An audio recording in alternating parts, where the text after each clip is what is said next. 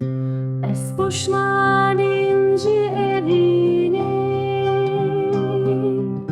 Jeshu derde shawetin, pošmanin kumen trnaske, min dili fedata eza, nalet belu wijyane, te evinde dilimin naçant, her eidi nakhwazim, pes bebaht hishtim aklımın,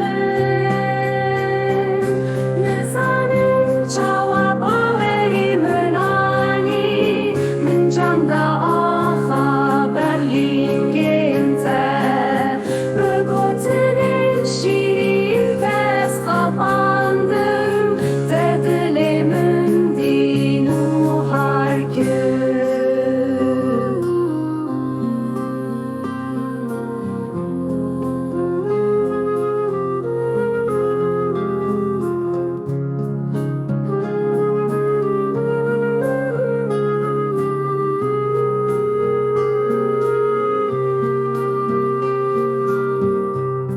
Temanaya evine nezani, soza kurdan terkat nedi, her eidi nakhwazim, tejyana min takir aklımın, rojek dedim poşman bebi, jdestana dilimin tufim mekir, min jete heskir peşvekir, haskor bu min evnedi.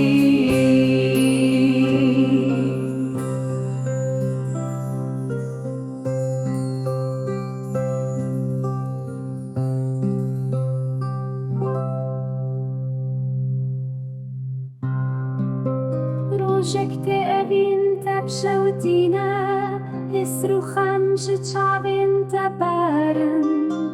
Rojekte evin tepşevdine, hisru khamsh çavin teberin. Rojekte evin tepşevdine, hisru khamsh